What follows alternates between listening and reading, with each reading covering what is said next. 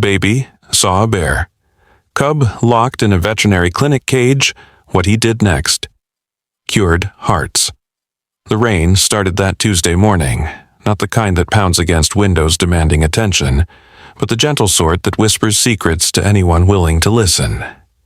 Lily Morgan pushed through the glass doors of Marshall's veterinary clinic, her sneakers squeaking against the worn linoleum floor, leaving small puddles that caught the fluorescent light like scattered diamonds. She wasn't supposed to be there, not really. Not since her mother had passed 3 weeks ago and left behind nothing but an empty apartment and a box of photographs that Lily couldn't bring herself to open. The clinic had been her mother's second home, the place where she'd volunteered every weekend for 15 years. And now Lily found herself drawn there like a moth to flame, searching for something she couldn't quite name. The waiting room smelled of antiseptic mixed with wet dog fur, a combination that should have been unpleasant, but somehow felt like coming home. Mrs. Peterson sat in the corner with her ancient tabby cat, Whiskers, who seemed to sense the heaviness in Lily's chest and blinked slowly at her, that universal cat language of understanding. The receptionist, a young woman named Sarah who always wore too much perfume, looked up from her computer screen with surprise painting her features. "Lily, honey, we weren't expecting you today," she said, her voice carrying that particular tone people use when they're not sure if they should mention the elephant in the room or pretend it doesn't exist. Lily just nodded, unable to trust her voice, and moved past the desk toward the back rooms where her mother used to spend hours caring for the animals that nobody else wanted. That's when she heard it. Or rather, that's when she didn't hear it. The absence of sound pulled at her attention more than any noise could have. In a veterinary clinic, there was always something making noise, whether it was dogs barking, cats meowing, or birds chirping. But from the last examination room at the end of the hallway came a silence so complete it seemed to have weight and texture. Lily's feet carried her forward without conscious thought, each step measured and careful, as if she was approaching something sacred or dangerous or both. The door stood slightly ajar, just enough for a sliver of afternoon light to escape into the dim hallway, and through that gap, she saw something that made her breath catch in her throat like a butterfly trapped behind glass. A bear cub sat in the largest cage the clinic owned, the one usually reserved for German shepherds recovering from surgery. But this wasn't just any bear cub, and even from her limited view, Lily could tell something was different about it. The creature sat perfectly still, not in the way of a frightened animal trying to become invisible, but with a deliberate calmness that seemed almost human. Its fur was the color of autumn leaves just before they fall, a rich brown that shifted to gold where the light touched it, and its eyes, when they turned to meet hers through the crack in the door, held an intelligence that made her knees weak. Those eyes weren't the wild, instinctual orbs of a forest creature, but pools of liquid amber that seemed to look not at her but into her, seeing past the carefully constructed walls she'd built around her grief. She pushed the door open slowly, the hinges protesting with the soft whine that seemed too loud in the profound quiet of the room. The cub didn't startle, didn't growl, didn't even shift its position. It simply watched her enter with those impossible eyes, and Lily felt something inside her chest crack open like an egg, releasing a warmth she'd forgotten existed. The room itself seemed different from the rest of the clinic, the air thicker somehow, charged with an energy that made the hair on her arms stand up. Medical equipment lined the walls, but everything seemed muted, as if viewed through a thin veil of water. A chart hung on the cage, but the writing on it appeared blurred, illegible, though Lily didn't try very hard to read it. Her attention was entirely captured by the small being before her. "You're not supposed to be in here," a voice said from behind her, but it wasn't harsh or angry, just tired. Dr. Owen. Ethan Marshall stood in the doorway, his white coat wrinkled and stained with something that might have been coffee or might have been medicine. He was younger than most veterinarians, maybe 35, with prematurely gray streaks in his dark hair that he'd gotten, according to her mother, from staying up too many nights with sick animals. His face wore the expression of someone who'd seen too much and slept too little, but when he looked at the cub, something in his features softened. Then again, he continued, moving into the room with careful steps, I'm not sure any of us are supposed to be here, not with him. The way he said him made Lily's curiosity spike. Not it, but him, as if the cub was more than just an animal patient. She turned back to the cage, and this time she noticed things she'd missed before. The cub's paws were wrapped in white bandages, but they seemed more ceremonial than medical, too clean and perfectly placed to be treating any wound. Around his neck was a collar, but not the kind you'd put on a pet or even a wild animal being tracked. This collar was made of something that looked like leather but seemed to shift colors in the light, sometimes brown, sometimes green, sometimes a deep blue that reminded Lily of the ocean at night. No tags hung from it, no identification, just a small symbol that might have been a star or might have been something else entirely. Where did he come from? Lily asked, her voice barely above a whisper, as if speaking too loudly might shatter whatever spell had fallen over the room. Dr. Marshall moved to stand beside her, his hands buried deep in his coat pockets, and she could see his reflection in the metal of the cage, distorted and strange. That's the question, isn't it? He replied, and there was something in his tone that suggested he knew more than he was saying. Forest Ranger brought him in 3 days ago, found him sitting in the middle of Highway 9, just sitting there in the rain, not moving even when cars honked at him. No mother nearby, no signs of injury, just sitting. The doctor paused, and Lily could feel the weight of unspoken words hanging between them. The ranger said, when he approached, the cub looked at him and then walked straight to his truck, climbed in the back, and sat down like he was waiting for a ride. The story should have sounded ridiculous, but looking at the cub now, Lily believed every word. There was something deliberate about him, something that suggested purpose rather than instinct. She moved closer to the cage, her fingers wrapping around the cold metal bars, and the cub shifted for the first time since she'd entered. He didn't stand or move toward her, but simply tilted his head in a way that was so perfectly, heartbreakingly human that tears sprang to her eyes unbidden. "Can I?" she started, then stopped, unsure what she was even asking. Dr. Marshall studied her for a long moment, and she could see him weighing something in his mind, some decision that seemed larger than just whether to let a grieving girl near a wild animal. "Your mother," he said finally, and Lily's chest tightened at the mention. She would have loved him. She always said animals knew things we'd forgotten how to know. Said they could see the truth of a person just by looking at them.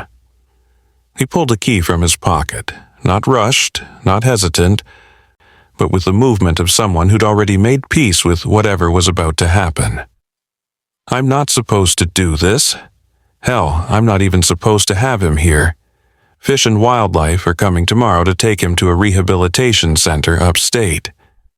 The key turned in the lock with a soft click that seemed to echo in the silence. "But something tells me that's not where he's meant to be." The cage door swung open, and Lily held her breath, waiting for the cub to bolt, to growl, to do something, anything that a wild animal should do when offered freedom. Instead, he stood slowly, his movements fluid and graceful despite his small size, and walked out of the cage with measured steps. He stopped directly in front of Lily, sat down and looked up at her with those amber eyes that seemed to hold the wisdom of centuries. Without thinking, without questioning the insanity of it, she knelt down, bringing herself to his eye level. The world narrowed to just the two of them. The girl drowning in grief and the impossible cub who shouldn't exist. "Hello," she whispered, and the word felt like a prayer, like a confession, like a beginning. The cub made a sound then, not quite a growl, not quite a purr, but something in between that resonated in her chest like a tuning fork struck against her ribs. Her hand moved without her permission, reaching out slowly, and the cub leaned into her touch. His fur was softer than she'd expected, like silk warmed by sunshine, and beneath it she could feel his heartbeat, steady and strong, and somehow familiar. Dr. Marshall watched from his position by the door, his expression unreadable, but she could see his hands trembling slightly where they gripped the door frame. "He hasn't let anyone touch him," the doctor said quietly. "Not the ranger, not me, not the technicians. We had to sedate him just to examine him, and even then..." He trailed off, shaking his head. "But with you, it's like he was waiting." The words should have frightened Lily, should have made her pull back, but instead she found herself leaning closer to the cub, who responded by pressing his small head against her chest, right over her heart. The weight of him was perfect, neither too heavy nor too light, and she could feel something inside her beginning to shift, like ice cracking on a frozen river. Time seemed to slow down in that examination room, the fluorescent lights humming their electric lullaby while the rain continued its gentle percussion against the windows. Lily couldn't say how long she knelt there with the cub pressed against her, but when she finally looked up, she noticed things had changed. The room seemed brighter somehow, though the lights hadn't been adjusted. The air felt lighter, easier to breathe, and even Dr. Marshall looked different. Some of the exhaustion lifted from his features. "What is he?" she asked, though she wasn't sure she wanted an answer. The doctor moved closer, his steps careful not to disturb whatever was happening between the girl and the cub. "According to all my tests, just a black bear cub, maybe 4 months old, but..." He gestured helplessly at the scene before him. "Does this look normal to you?" Nothing about it was normal, and they both knew it. The cub pulled back slightly from Lily's embrace, but only to look at her face again, studying her with an intensity that should have been impossible for such a young animal. Then he did something that made both humans gasp. He reached out with one bandaged paw and touched Lily's cheek, right where a tear had traced its path down her skin. The touch was gentle, deliberate, and absolutely impossible. Bears didn't do that. Animals didn't do that. But this one did, and in that moment, Lily felt something she hadn't felt since her mother's diagnosis. Hope. "I need to tell you something," Dr. Marshall said, his voice urgent now, as if he'd made a decision. "The ranger who brought him in, Jim Hendricks, you know him?" Lily nodded. Everyone knew Jim. He'd been patrolling these forests for 20 years. "He called me yesterday, said he went back to where he found the cub, wanted to look for signs of the mother, maybe siblings. But Lily..." The doctor paused, running a hand through his already disheveled hair. There were no tracks, none. Not the cub's, not a mother's, nothing. It had been raining for hours before Jim found him. The ground was soft mud, perfect for tracks, but there was nothing. It was like he just appeared there. The cub made that strange sound again, the not growl, not purr, and this time Lily could almost swear it sounded like contentment. She looked down at him, this impossible little creature who'd somehow wandered into their lives, and made a decision that would have seemed insane to anyone watching, but felt absolutely right in her bones. "Can I stay with him?" she asked. "Just for today? I know Fish and Wildlife are coming tomorrow, but..." She couldn't finish the sentence, couldn't explain that being near this cub made the crushing weight of her grief bearable for the first time in weeks. Dr. Marshall was quiet for a long moment, and Lily could see him wrestling with regulations, with common sense, with everything his training told him. Then he looked at the cub, who was now lying down with his head in Lily's lap, completely relaxed in a way no wild animal should be with a human stranger. "You know what?" the doctor said finally. "I have paperwork to catch up on in my office. Lots of paperwork. Probably take me, 3 or 4 hours at least, and I really shouldn't be disturbed while I'm doing it." He moved toward the door, then paused. "Your mother used to say that sometimes the universe sends us exactly what we need, exactly when we need it. I never really believed her until now." After he left, closing the door softly behind him, Lily shifted to sit more comfortably on the floor, her back against the wall. The cub adjusted with her, never breaking contact, and she found herself talking to him. Not the baby talk people usually use with animals, but real conversation, as if he could understand every word. She told him about her mother, about the cancer that had taken her so quickly, about the last conversation they'd had where her mother had made her promise to keep living, keep loving, keep believing in magic even when the world seemed empty of it. The cub listened with those ancient amber eyes, occasionally making soft sounds that seemed perfectly timed to her pauses, as if he was responding. "She would have loved you," Lily said, running her fingers through his impossibly soft fur.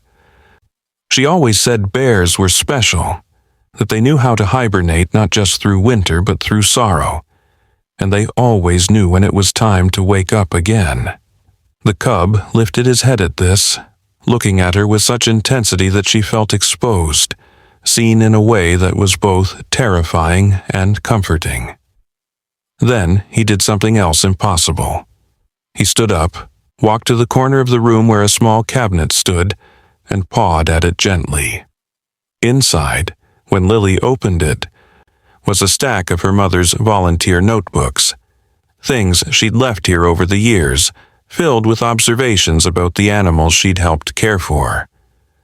The top notebook fell open to a page dated 3 years ago, and Lily's breath caught as she read her mother's familiar handwriting. Dreams again last night about the bear, same one as always. Small, golden brown, eyes like amber stones.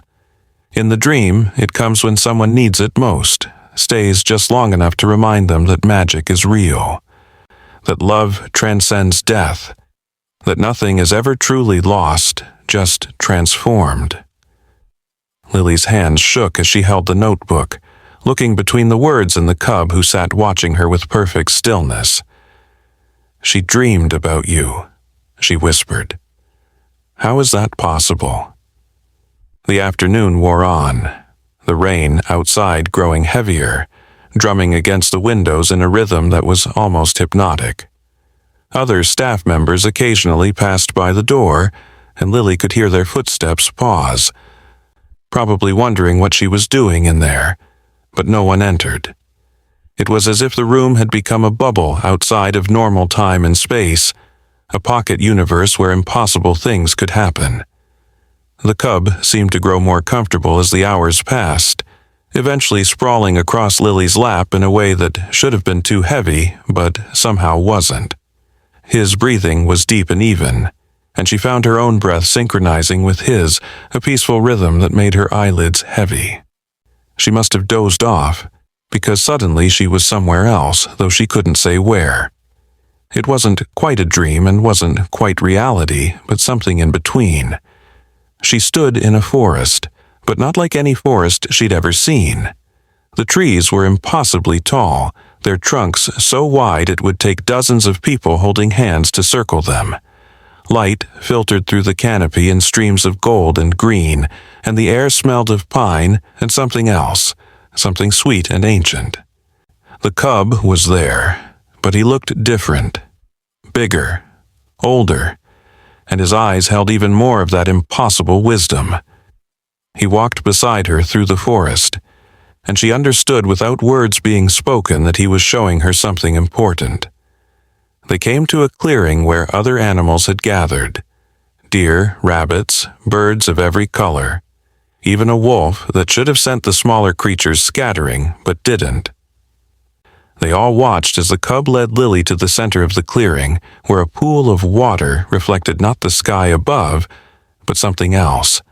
Images that shifted and changed like living memories. She saw her mother there, not sick, not dying, but vibrant and laughing, planting flowers in a garden that seemed to exist in the same in-between place as this forest. Her mother looked up from her work, smiled directly at Lily, and mouthed words that Lily felt more than heard. "I'm okay. You're okay. Love doesn't end." When she woke, the examination room was darker, evening having crept in while she slept. The cub was still in her lap, but he was awake now, watching her with those amber eyes that seemed to glow in the dim light. Dr. Marshall stood in the doorway, and she could see he'd been there for a while, watching them both. "It's almost closing time," he said softly, but there was reluctance in his voice. Regulations say." He trailed off, clearly struggling with what he was supposed to do versus what felt right. "I know," Lily said, though the thought of leaving the cub made her chest ache in a way that was different from her grief, sharper somehow. She started to shift, to stand up, but the cub made a sound she'd never heard before, a low keening that seemed to express perfect sorrow. He pressed closer to her, his small body trembling, and she realized with a start that he was crying. Not with tears. Animals didn't cry tears of emotion, everyone knew that, but there were tears running down his furry face, actual tears that caught the light and sparkled like diamonds. Dr. Marshall stepped into the room, his professional composure completely shattered. "That's not possible. Bears they can't." But the evidence was right there, impossible to deny. The cub was crying at the thought of being separated from Lily, and she found herself crying too, holding him close and whispering promises she had no power to keep. "I'll come back tomorrow," she said, "before they take you. I'll come back, I promise." The cub looked at her with those tear-bright eyes and made another impossible gesture. He nodded. A clear, deliberate nod of understanding. Dr. Marshall made a sound that might have been a laugh or might have been a sob. 15 years I've been doing this job," he said. 15 years of telling myself animals are just animals, that we project our emotions onto them, that what seems like understanding is just conditioning and instinct. But this, he gestured helplessly at the scene before him, this breaks every rule I know. He was quiet for a moment, then seemed to make a decision. "My house has a secure enclosure in the back. Built it for fostering wild animals before release. It's completely against protocol, but you want to take him home?" Lily asked, hope flaring in her chest like a struck match. The doctor nodded slowly. "Just for tonight. Give Fish and Wildlife a call in the morning. Tell them we need one more day for observation. Buy us some time to figure out what's really going on here." He looked at the cub, who had stopped crying and was watching him with what could only be described as approval. Because something is definitely going on here, something that goes beyond normal animal behavior, beyond normal anything. The process of moving the cub should have been complicated, should have required sedation and special equipment and multiple people. Instead, he simply walked out of the examination room between Lily and Dr. Marshall, calm as could be, and climbed into the large carrier in the back of the doctor's truck as if he'd done it 1,000 times before. During the short drive to Dr. Marshall's house, Lily sat in the back with the carrier, her fingers through the bars, maintaining contact with the cub's fur. He made soft sounds the whole way, almost like he was humming, and the vibration of it seemed to travel through her fingers straight to her heart. Dr. Marshall's house was a modest 2-story on the edge of town, where the suburbs gave way to forest. The enclosure he'd mentioned was more like a large room attached to the house, with strong fencing but also comfort. Soft bedding, toys, even a small artificial stream running through it. It was clear he'd built it with love, intending to give wild animals the best possible temporary home. The cub explored it briefly, then settled in a corner where he could see both the house and the forest beyond. "I'll stay with him," Lily said before the doctor could even ask. "If that's okay. I can't explain it, but I feel like I need to be here." "I was hoping you'd say that," Dr. Marshall admitted. "There's a cot in the storage room and blankets. I'll help you set up." As they worked together, preparing a space for Lily to sleep near the enclosure, the doctor kept shooting glances at the cub, who watched their every move with those unsettling amber eyes. "You know," he said finally, "I called Jim Hendricks again this afternoon. Wanted to know if there had been any reports of missing cubs from zoos or private collections. He said something interesting." He paused, seeming to gather his thoughts. "He said that when he found the cub, there was something else strange. The rain around him wasn't falling normally. It was falling everywhere else, but in maybe a 3-foot circle around the cub, the rain was falling up." Lily stopped what she was doing, a blanket half folded in her hands. "That's—" She wanted to say impossible, but that word had lost all meaning in the last few hours. "What do you think he is?" she asked instead.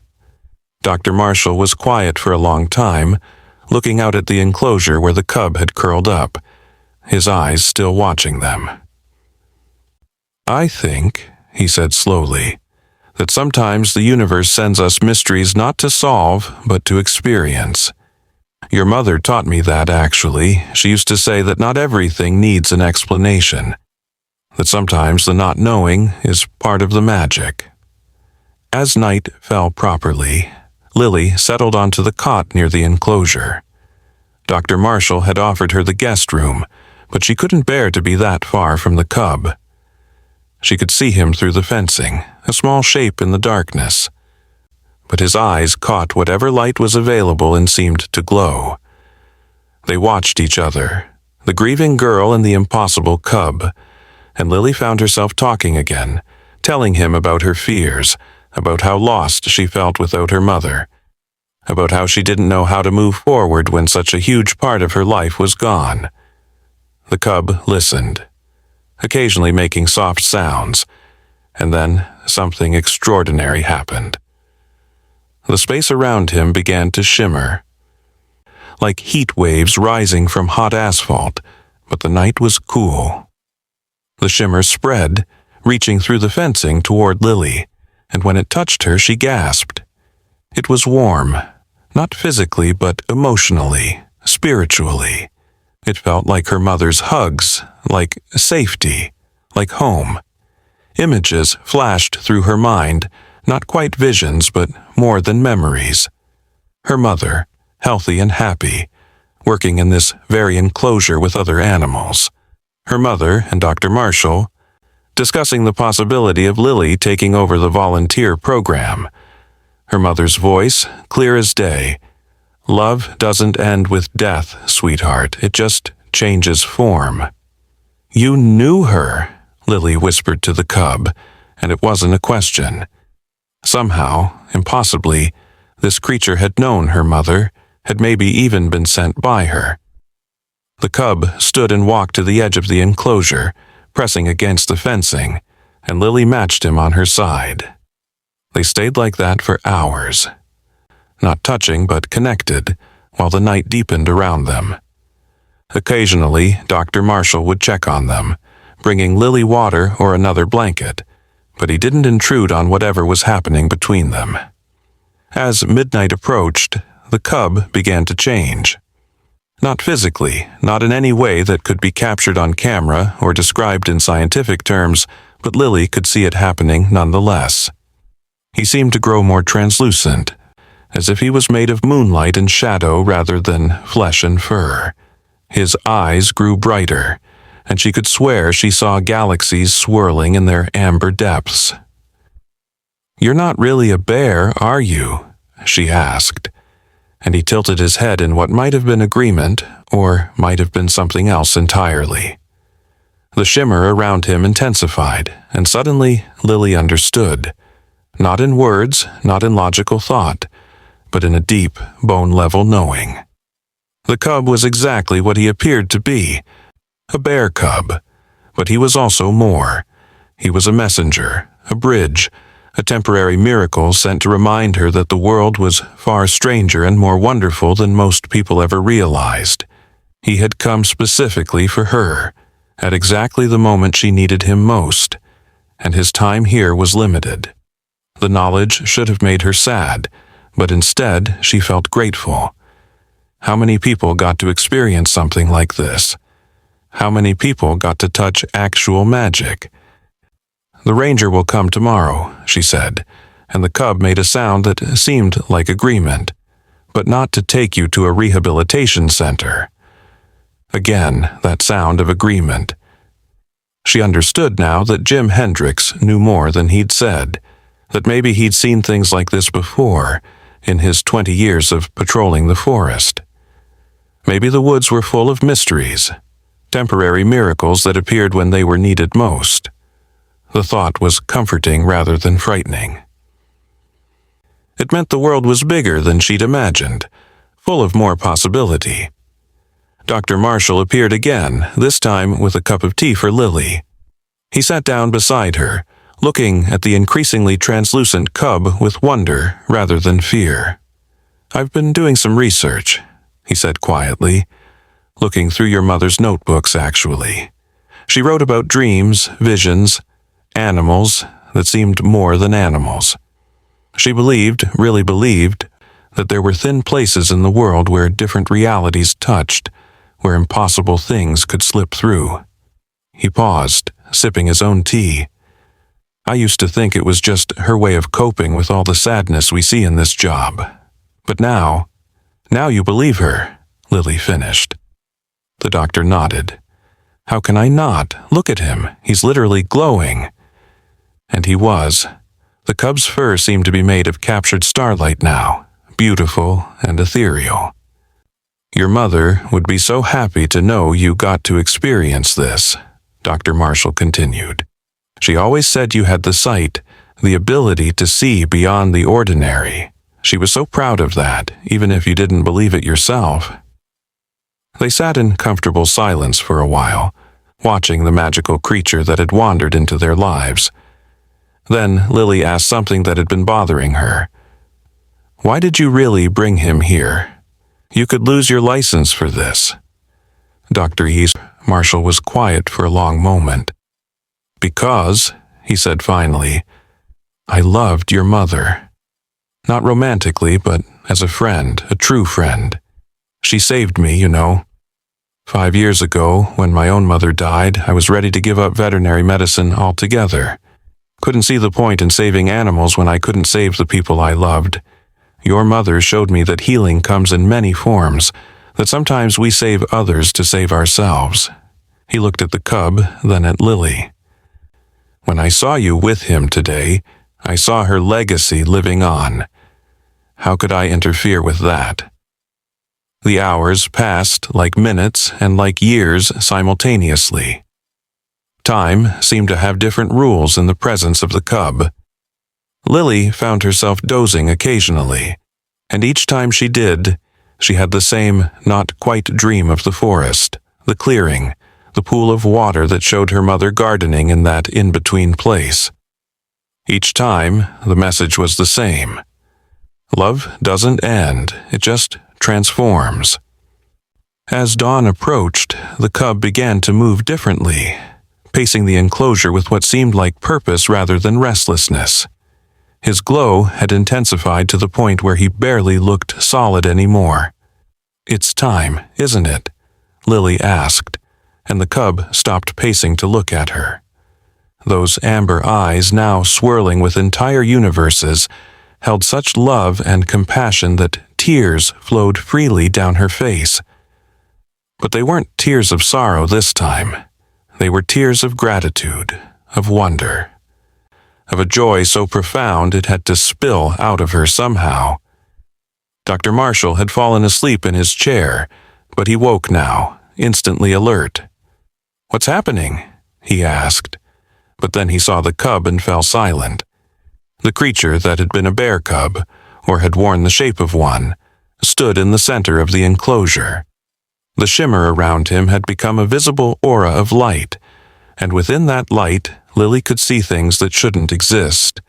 Other worlds, other times, the connections between all living things like golden threads stretching into infinity. The cub walked to the door of the enclosure, which swung open without anyone touching it. He walked out slowly, deliberately, and both Lily and Dr. Marshall followed without hesitation. He led them to the edge of the property where the forest began. The sun was just starting to rise, painting the sky in shades of pink and gold that perfectly matched the cub's glowing fur. He turned to face them one last time, and Lily dropped to her knees, not caring about the dew soaking through her jeans. The cub approached her, placed those impossible paws on her shoulders, and touched his forehead to hers. In that moment of contact, she felt everything. Her mother's love, still present, still real, the connections between all living things, the promise that nothing truly dies, it just changes form, the certainty that she would be okay, that she would find her way through grief to something beautiful on the other side. Then the cub stepped back, turned toward the forest, and began to walk. With each step he became less solid, more light, until he was indistinguishable from the morning sunbeams streaming through the trees.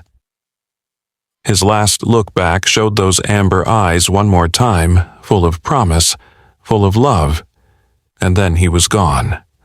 Not vanished, not disappeared, but transformed into something else.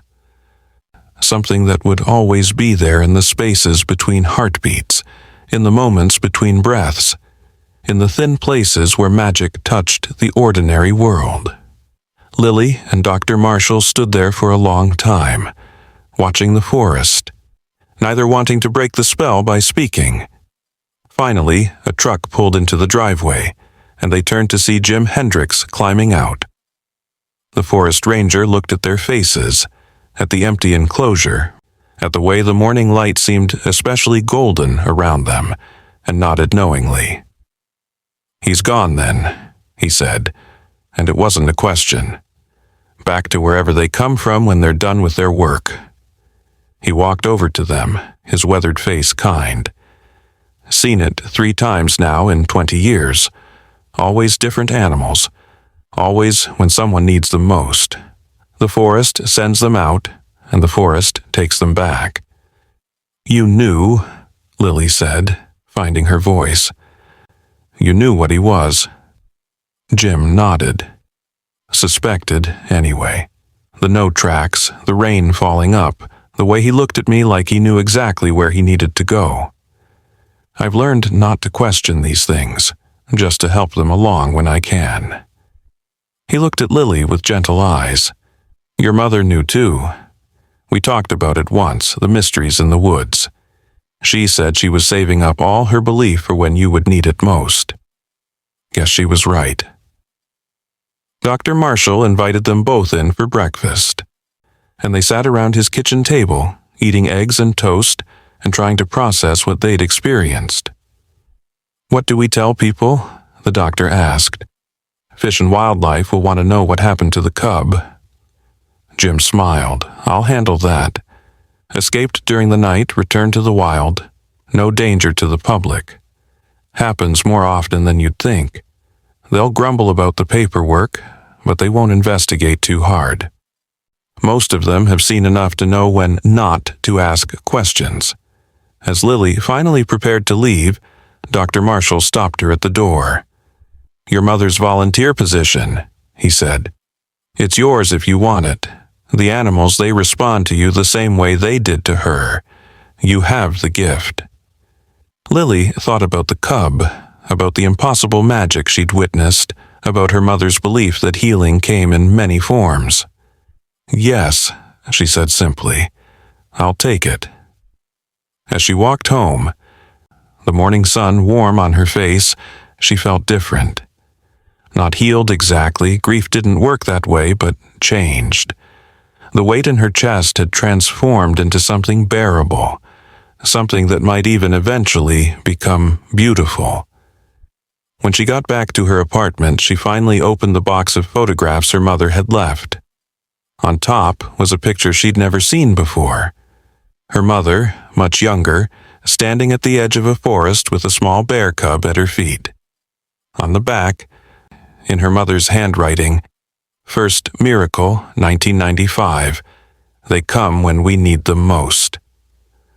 Lily smiled through her tears, understanding finally that her mother had left her not just photographs and memories, but a legacy of belief in the impossible, in the magical, in the connections that transcend death and species and logic.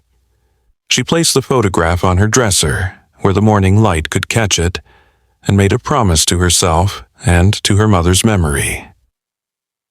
She would keep her eyes open for the miracles, the thin places, the impossible animals that weren't quite animals. She would be ready for the next person who needed to know that magic was real, that love didn't end, that sometimes the universe sent exactly what was needed at exactly the right moment. And somewhere, in the space between heartbeats, she could swear she heard an echo of that not growl, not purr sound the cub had made, reminding her that he was still out there, in whatever form he had taken, watching over those who needed watching over. The story of the cub spread in whispers through the town, never officially acknowledged, but known by those who needed to know it. People would sometimes come to the clinic with strange stories of their own, animals that had appeared at crucial moments, creatures that seemed to understand more than they should. Lily would listen to these stories with the same open acceptance her mother had shown, neither confirming nor denying, just holding space for the mystery.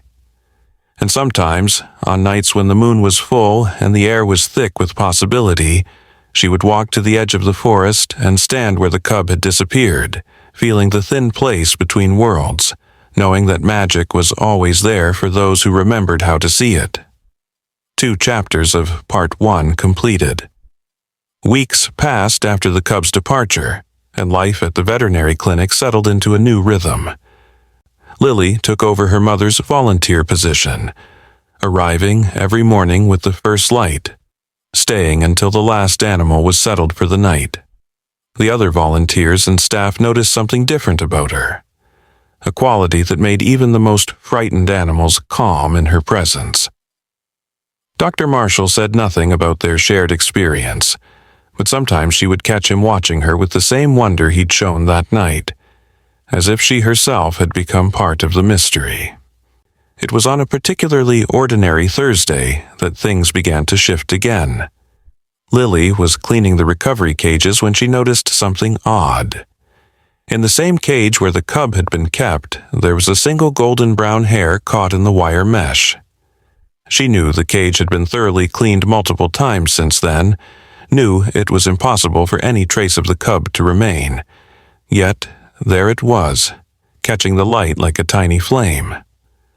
When she reached for it, it felt warm to the touch. And the moment her fingers made contact, the world tilted sideways. She wasn't in the clinic anymore. She stood in that same impossible forest from her dreams, but this time it was different.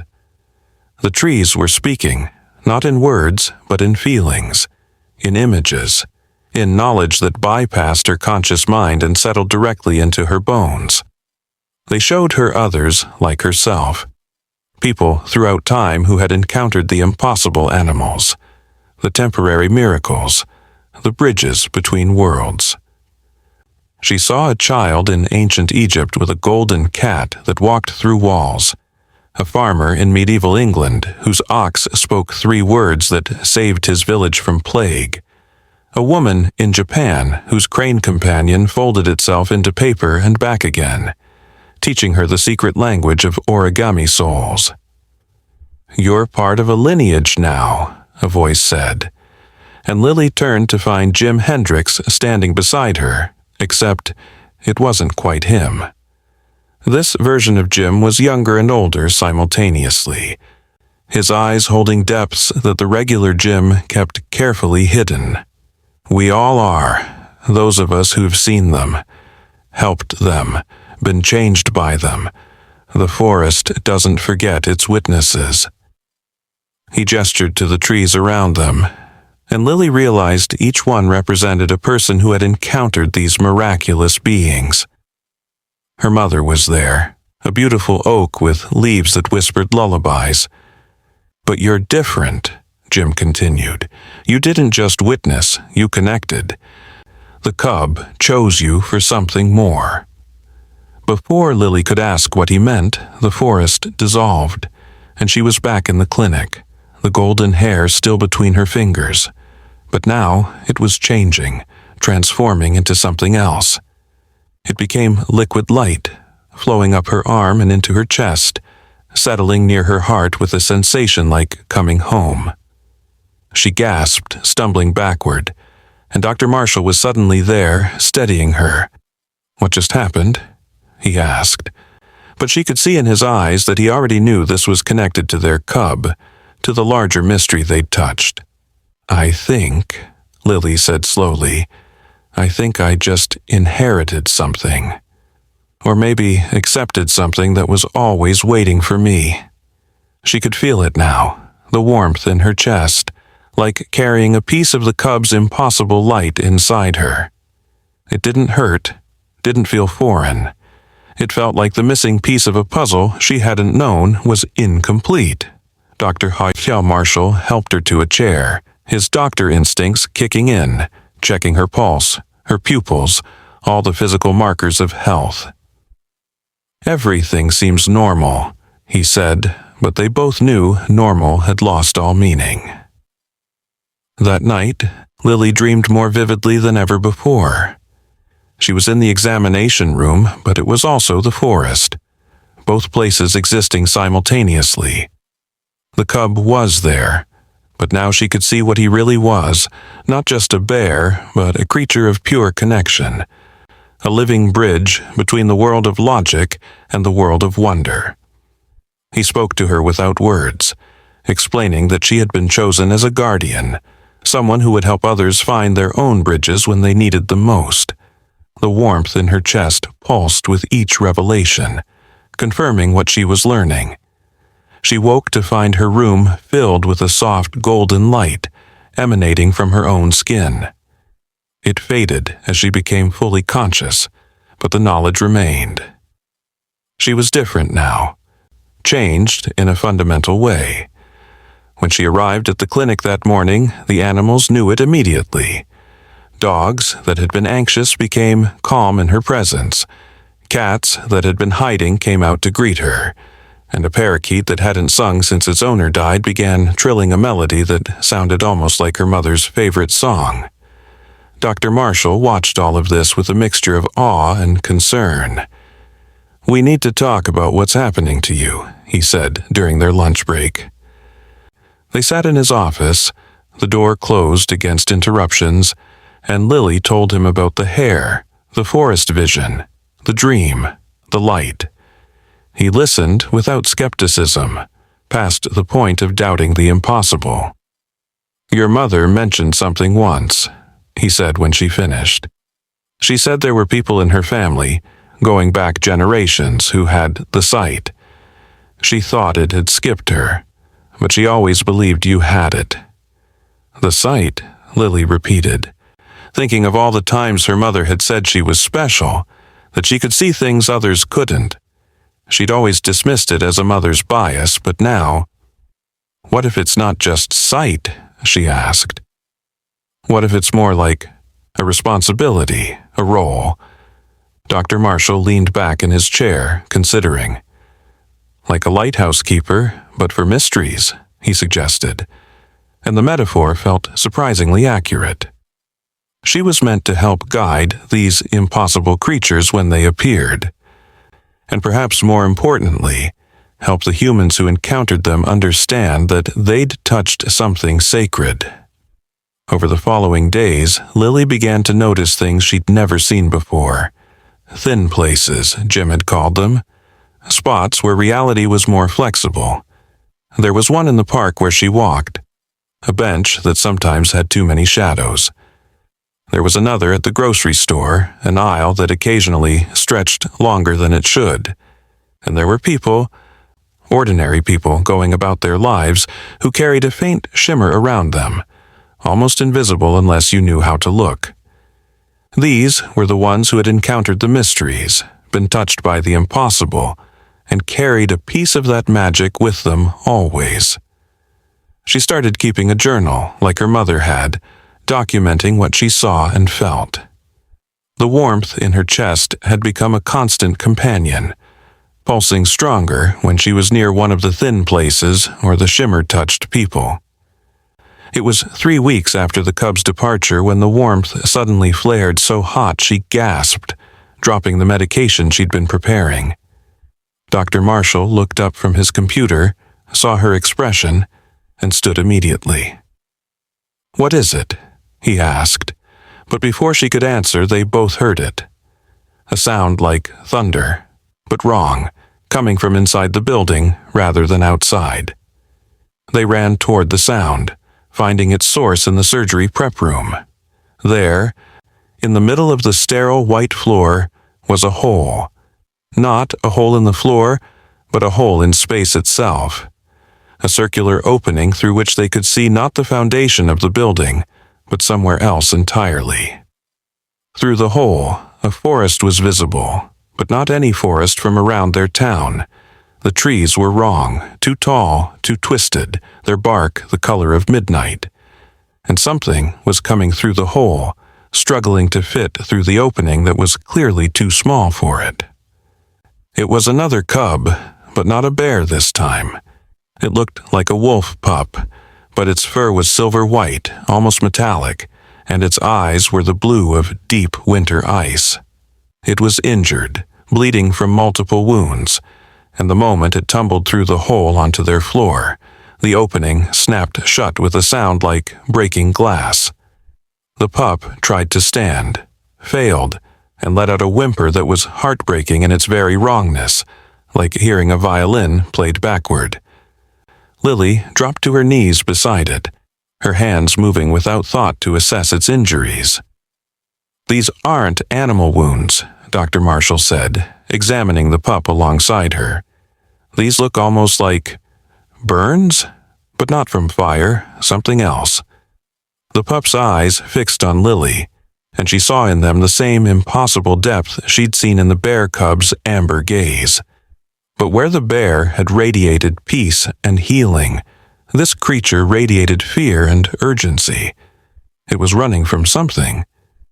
Had torn a hole between worlds to escape, and whatever was chasing it was terrible enough to drive it to such desperate measures. "We need to help it," Lily said, and the warmth in her chest pulsed agreement. But when she tried to lift the pup, her hands passed partially through it, as if it wasn't entirely solid. "It's not fully here," she realized. "It's caught between worlds."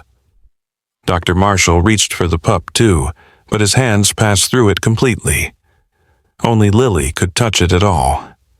And even then, only partially. "It's because of what the bear left you," he said. "You're the only one who can help it." The pup whimpered again, and this time Lily heard something in the sound, a word repeated over and over, "Coming, coming, coming." Whatever had hurt it was following, trying to break through the same way the pup had. The warmth in Lily's chest flared again, and suddenly she knew what to do.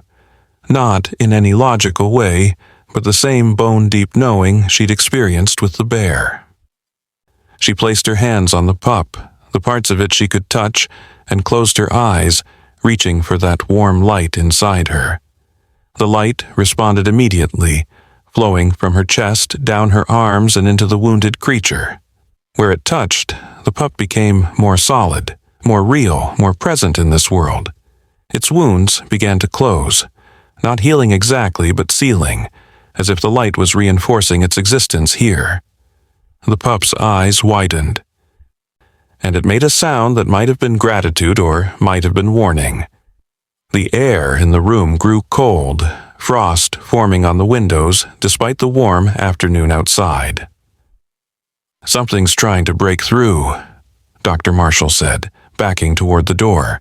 "I can feel it." Lily could feel it too, a presence pressing against the fabric of reality, something that felt fundamentally wrong, like a note that didn't belong in any scale. The pup struggled to its feet, now solid enough to stand, and positioned itself between Lily and the spot where the hole had been. It was protecting her, this creature she'd just saved, ready to face whatever horror had driven it here. The pressure built until Lily thought her eardrums might burst. And then, suddenly, it stopped. The frost on the windows melted instantly. The temperature returned to normal, and the sense of wrongness faded. The pup relaxed slightly but didn't move from its protective position. "It gave up," Dr. Marshall said, but he sounded uncertain. "Or it's looking for another way in," Lily countered, and they both knew she was probably right. Whatever had been chasing the pup wasn't the type to give up easily. They moved the pup to the same examination room where the bear cub had stayed, and Lily was struck by the symmetry of it. Another impossible creature, another mystery to navigate, but this time with danger attached. The pup allowed Dr. Marshall to examine it now that it was solid, and what he found defied explanation. "Its anatomy is flexible," he said, showing Lily X-rays that seemed to shift and change, even as they looked at them. "Sometimes it has one heart, sometimes two. Its bones are there and not there simultaneously. It's like it's from a place where physical laws are more like suggestions." "Can you tell me what happened?" Lily asked the pup directly, and to her surprise it answered, not in words, but in images that appeared in her mind, transmitted through the warm light that still connected them. She saw a world of perpetual twilight, where creatures like the pup lived in harmony with the strange physics of their reality. Then she saw the arrival of something else, something that consumed light and life and possibility itself. The pup's pack had fought, had tried to protect their world, but this thing was beyond fighting. It was entropy given form, unmaking everything it touched. "It's not evil," Lily said, understanding flooding through her. "The thing chasing you. It's not evil, it's emptiness. It's what happens when a world loses its magic, its wonder, its connections." The pup made a sound of agreement, then showed her more. Others had escaped, scattered across different realities, seeking help or haven or both. The bear cub hadn't been just a messenger of comfort. It had been scouting, looking for people who could help when the time came. And now the time had come. Dr. B. Marshall had been listening to Lily's one-sided conversation with growing concern. "Are you saying there are more of these creatures out there, and they're all being hunted by this emptiness?" Lily nodded, the weight of the knowledge settling on her shoulders like a heavy cloak. "And I think we're supposed to help them. That's why the bear chose me, why it left me with this light. We're meant to be a sanctuary." As if in response to her words, the warmth in her chest pulsed, and she felt something shift in the air around them. The examination room seemed larger suddenly, its walls less solid, as if it was becoming one of those thin places Jim had talked about. The pup stood up, its ice-blue eyes bright with hope, and walked to the door. When Lily opened it, she gasped. The hallway beyond wasn't the clinic's familiar corridor, but a vast space that shouldn't have been able to fit inside the building. It was like a massive indoor forest, with trees whose trunks were pillars of living light, and whose leaves were every color that had ever existed and some that hadn't. Paths wound between the trees, leading to clearings that contained what looked like habitats. A pool of silver water here, a patch of impossible flowers there, caves of singing crystal in the distance. It was a sanctuary, just as she'd said, a place between worlds where the refugees from the dying realm could exist safely. "This is impossible," Dr. Marshall breathed. But his tone suggested he'd moved beyond surprise into acceptance. "The whole clinic can't have transformed. We'd notice from outside. The building would—" He trailed off as Lily led him to a window. Outside, the normal world continued. Cars passed on the street. People walked their dogs. Everything appeared unchanged. The sanctuary existed in the same space as the clinic, but also didn't, occupying a fold in reality that hadn't been there before. The silver pup ran ahead into the sanctuary, and they followed, discovering that they could move between the normal clinic and this impossible space at will. Doors that should lead to examination rooms instead opened onto meadows of bioluminescent grass. The supply closet now contained a library of books written in languages that changed as you read them. And in the center of it all was a tree that hadn't been there moments before, its trunk the exact golden brown of the bear cub's fur, its branches reaching up beyond what should have been the ceiling into a sky that belonged to no world they knew. "This is what my mother dreamed about," Lily said, remembering the notebooks, the visions her mother had documented. She saw this place, or something like it. She was preparing for it without knowing exactly what she was preparing for. She touched the tree's trunk, and warmth flooded through her, along with understanding. The bear cub hadn't left. It had transformed, become the heart of this sanctuary, the anchor that allowed it to exist.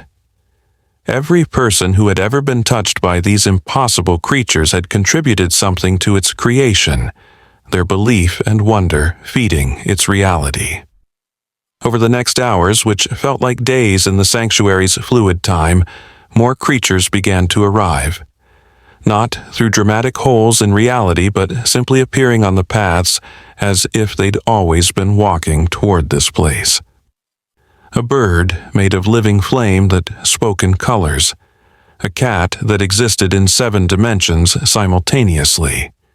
A creature that looked like a rabbit but cast the shadow of a dragon. Each carried the trauma of escape, the fear of the consuming emptiness, but also hope that they'd found safety. Lily found she could understand them all, the warm light in her chest acting as a universal translator. They told their stories, each one a variation on the same theme, a world of wonder being unmade by something that fed on possibility itself. Dr. Marshall threw himself into caring for them with the same dedication he showed to ordinary animals, adapting his medical knowledge to treat wounds that existed in more than 3 dimensions, illnesses that affected the soul rather than the body. "We need help," he said, after examining a creature that seemed to be made entirely of crystallized music. "I can't do this alone. We need others who can see, who can believe." Lily knew he was right, but she also knew they couldn't just invite anyone into the sanctuary. It required a certain kind of person, someone who hadn't lost their capacity for wonder, who could accept the impossible without trying to force it into logical boxes. The answer came from an unexpected source. Mrs. Peterson arrived for Whisker's regular checkup and paused in the waiting room, her head tilted as if listening to something. "It's different here," she said to Sarah, the receptionist. "Can't you feel it? The air tastes like starlight." Sarah laughed nervously, but Lily, who was passing through, stopped and really looked at Mrs. Peterson. There was a faint shimmer around her, so subtle Lily hadn't noticed it before. "You've seen them, haven't you?" Lily asked quietly. "The impossible ones." Mrs. Peterson's eyes widened, then filled with tears. 40 years ago, she whispered. A deer made of moonlight. Everyone said I was hallucinating stress from my husband's death, but I knew what I saw. It stayed with me for 3 days, teaching me how to grieve without drowning. Lily made a decision that would have seemed insane weeks ago, but now felt perfectly natural. Would you like to see something wonderful? She asked. And when Mrs. Peterson nodded, Lily led her to the door that was both a supply closet and an entrance to sanctuary. The old woman's gasp of wonder was worth any risk. She stood at the threshold, tears streaming down her face, whispering, "It's real," over and over. Whiskers, still in his carrier, meowed once, and one of the sanctuary creatures, something that looked like a cross between a ferret and a constellation, chittered in response. To everyone's amazement, Whiskers chittered back. "He's been trying to tell me for years." Mrs. Peterson laughed through her tears. "Cats can see between worlds. I thought he was just weird." Word spread in the way that important secrets do, not through gossip, but through a network of knowing. People arrived at the clinic with their pets and their stories, drawn by something they couldn't quite name. Not everyone could see the sanctuary, only those who carried that shimmer of previous contact or who had maintained their childhood ability to believe in the impossible. But those who could see it became part of it, contributing their own energy to maintaining this pocket of wonder in an increasingly mundane world. Jim Hendricks arrived one evening, not seeming surprised to find the sanctuary. "The forest told me," he said simply. "The trees have been whispering about it for days. They're happy. They say this place is a seed that will grow into something the world desperately needs." He brought with him others he'd identified over his years of rangering, people who'd had encounters in the woods, who'd seen things that didn't fit in field guides or nature documentaries. Among them was a young boy named Tommy, no more than 8, who'd been found 3 months ago after being lost in the forest for a week. He'd returned unharmed but changed, speaking about the glass bear who'd kept him safe and taught him the names of stars that didn't exist in any astronomy book. His parents, desperate for answers, had brought him to every specialist, but Tommy insisted he wasn't sick, wasn't confused, had simply learned things that most people had forgotten how to know. When Tommy saw the sanctuary, he didn't gasp or cry. He simply smiled and said, "Oh, good, you made it bigger than in my dreams." Then he walked straight to the golden tree and placed his small hand on its trunk. The tree pulsed with light, and suddenly Tommy was glowing too, not with the warm gold that Lily carried, but with a cool silver light like moonlight on water. "The glass bear said I should wait," he explained. "Said someone would build a place where all the broken worlds could heal. Is that what this is?"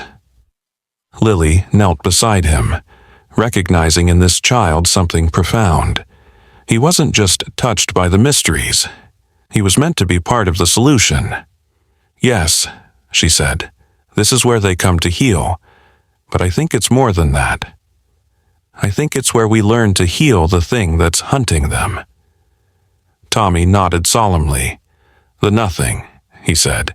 "That's what Glass Bear called it. The nothing that happens when people stop believing in anything." The sanctuary continued to grow, not in physical space but in depth, in complexity, in connection. Each new creature that arrived brought with it a piece of its dying world, and these pieces began to weave together into something new. The bird of living flame taught the crystallized music creature to sing in colors. The 7-dimensional cat showed the rabbit dragon how to cast shadows that told stories. And through it all, the golden tree grew taller, its branches reaching into more and more realities, creating a network of roots and leaves that connected worlds. Dr. Marshall had essentially moved into the sanctuary, setting up a makeshift medical station that operated on principles that would have made his veterinary professors faint. He treated broken wings that existed in past and future simultaneously, healed hearts that beat in mathematical patterns, soothed fears that manifested as literal shadows. "I'm not even sure I'm a veterinarian anymore," he confided to Lily one evening as they watched the sunset through the sanctuary's impossible sky. "I think I'm becoming something else." "We all are." He was right. Everyone who spent time in the sanctuary was changing. Mrs. Peterson's arthritis had vanished, but more than that, she moved with a grace that suggested she was learning to exist in more than 3 dimensions. Tommy's parents reported that he now did homework that hadn't been assigned yet, completing it perfectly when the assignments eventually came. Sarah, the receptionist, had started unconsciously harmonizing with the phone's ring in frequencies human ears shouldn't be able to hear. And Lily was becoming something she didn't have a name for yet. The warm light in her chest had spread throughout her body, creating a network of golden threads that connected her to every creature in the sanctuary, to the tree, to the very fabric of the space itself. She could feel their joys and sorrows, their hopes and fears, as if they were her own. But more than that, she could feel the nothing that hunted them, pressing against the boundaries of the sanctuary, looking for a way in. It wasn't malevolent, she realized. It was hungry, starving for the very thing it destroyed: wonder, possibility, magic. "We need to feed it," she announced one day, the solution arriving fully formed in her mind. Everyone looked at her as if she'd suggested inviting a wolf to dinner, which wasn't far from the truth. "Not sacrifice ourselves to it," she clarified, "but teach it to create instead of consume.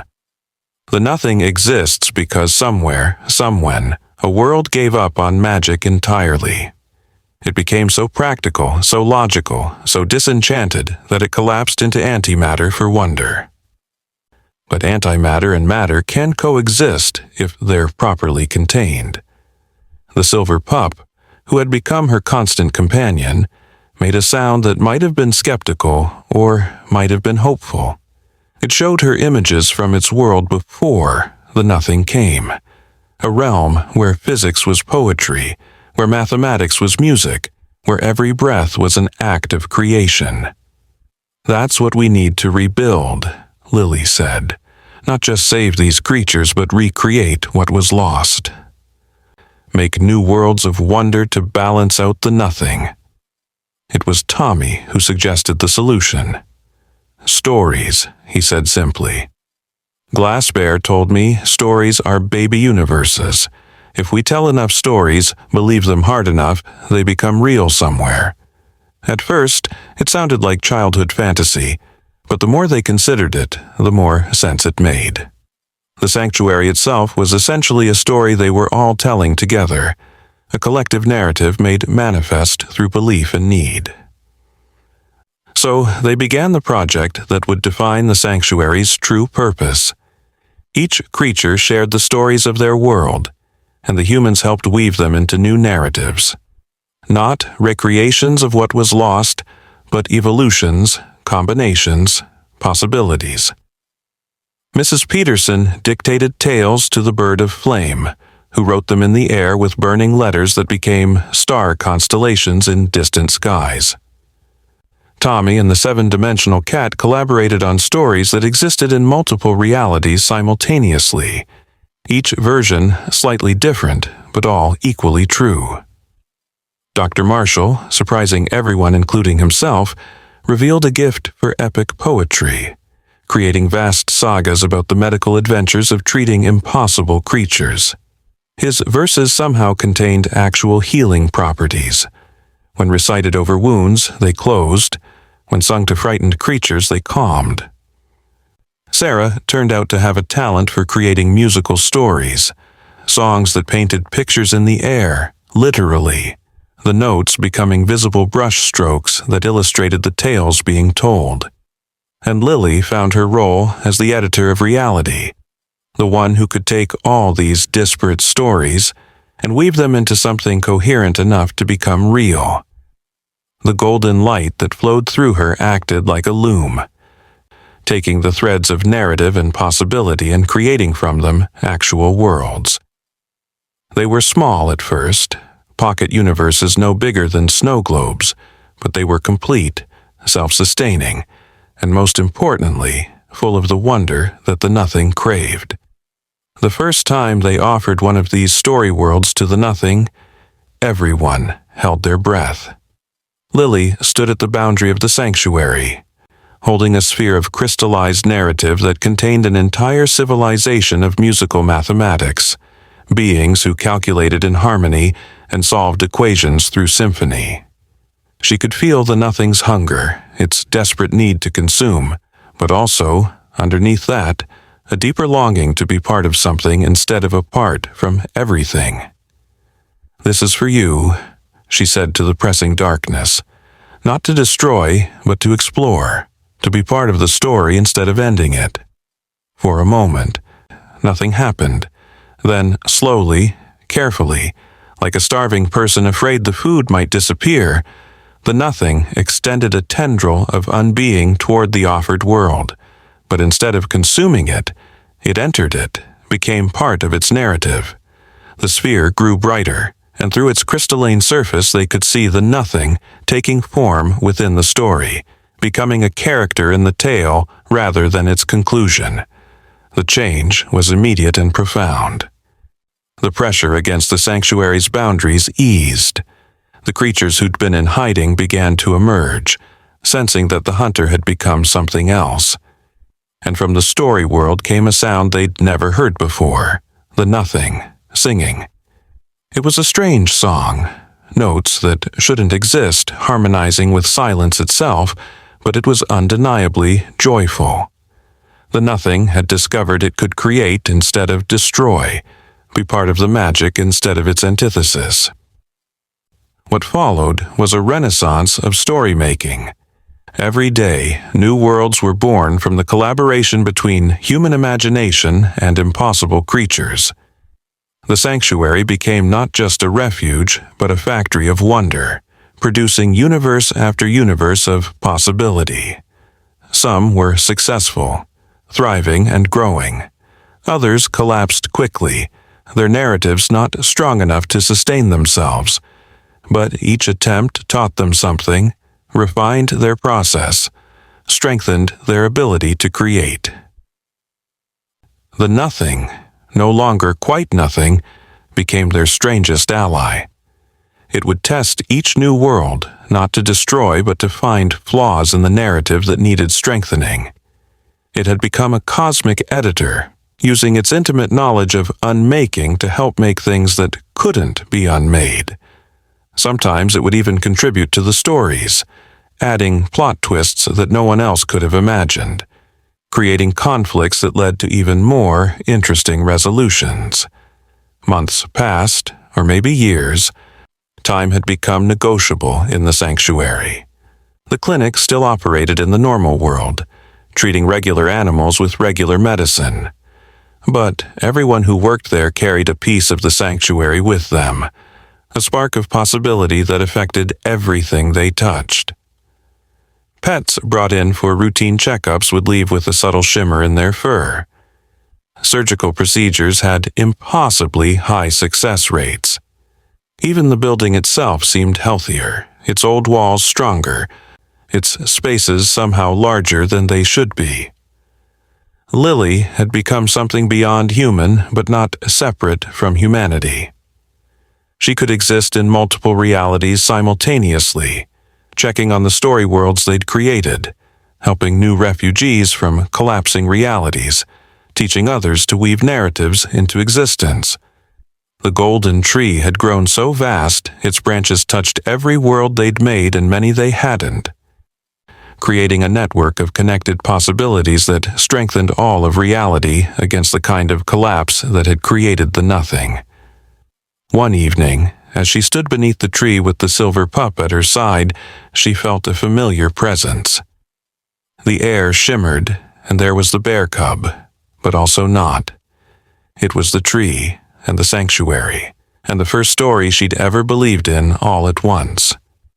"Thank you," it said without words, communicating in pure feeling. For understanding that healing isn't about going back to what was, but creating what could be. Then it showed her something that made her gasp. Her mother, not gone but transformed, existing in the spaces between stories, helping guide other grieving souls to the sanctuary when they needed it most. "She's the reason you found me," the Bear Tree Sanctuary explained.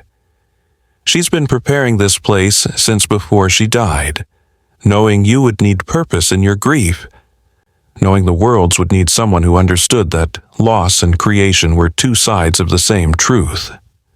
Lily cried then, but they were tears of joy and understanding. Her mother hadn't left her. She'd gone ahead to prepare the way, to ensure that when the moment came, Lily would be ready to help save not just one world, but all worlds from the absence of wonder. Dr. Marshall found her there later, tears dried but eyes still bright with revelation. "Something's happening," he said, and she could hear the excitement in his voice. "The story worlds we created, they're starting to connect on their own, building bridges between themselves without our help. They're becoming a multiverse of pure possibility." They went to his observation post, a crystalline dome that allowed them to see all the worlds at once, and indeed, gossamer threads of narrative were spinning themselves between the spheres, creating a web of interconnected stories that pulsed with life and magic.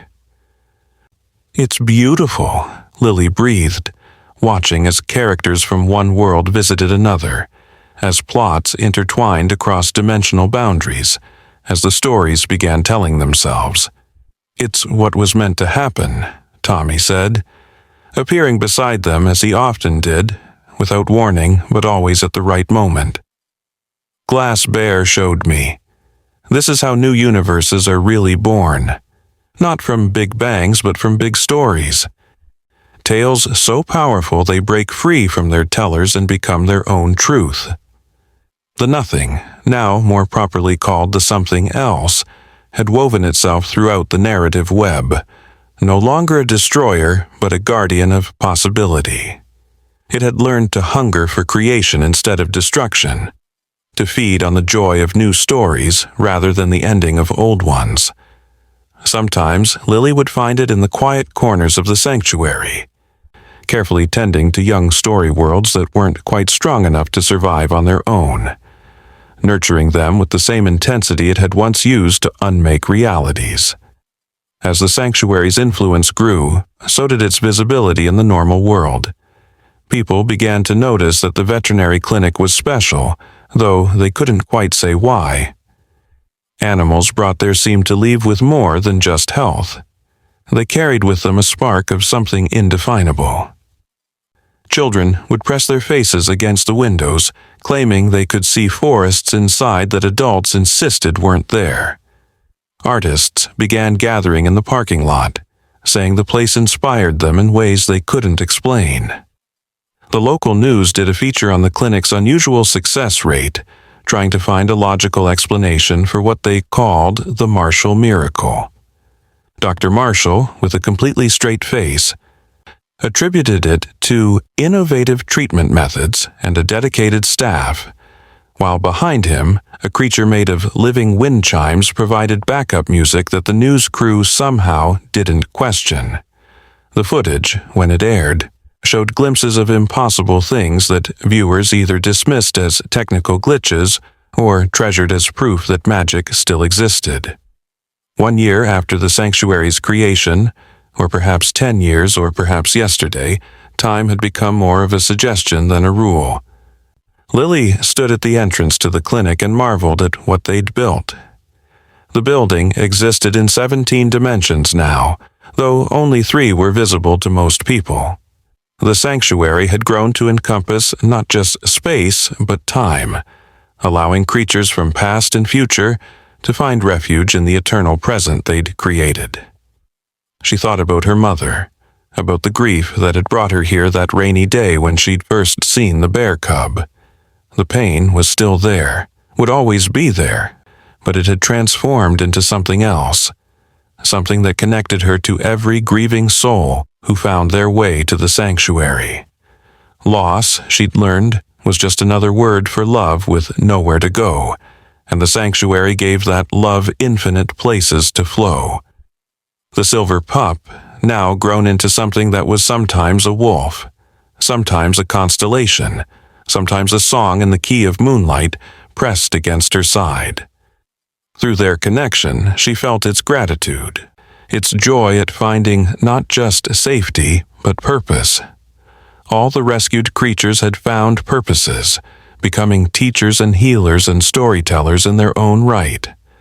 The sanctuary wasn't just saving them, it was giving them the chance to save others. "Ready for today's adventure?" Dr. Marshall asked, joining her at the entrance. He barely looked human anymore, his edges blurred with possibility, his eyes holding depths that contained entire medical libraries for impossible anatomies. But his smile was the same, kind and tired and determined. "Always," Lily replied, and together they walked into the sanctuary to greet whatever impossible, wonderful, necessary thing would arrive today. Because that was the truth the bear cub had taught her, that her mother had known, that the sanctuary proved every day. The world was far stranger and more wonderful than most people dared to believe. Magic wasn't gone. It was just waiting for someone to open the door and invite it in. And once you did, once you accepted that impossibility was just another word for opportunity, there was no limit to the healing that could happen, the worlds that could be saved, the stories that could be told. The sanctuary would continue growing, spreading its influence through reality like golden roots through soil. More people would find it, or it would find them when they needed it most. Children like Tommy would grow up knowing that wonder was real, that stories had power, that nothing was ever truly lost if someone remembered to tell its tale. And somewhere, in the spaces between heartbeats, between thoughts, between worlds, a bear cub made of golden light and a mother's love would watch over them all, ensuring that the magic never died, that the stories never ended, that the sanctuary remained for anyone who needed to believe in impossible things.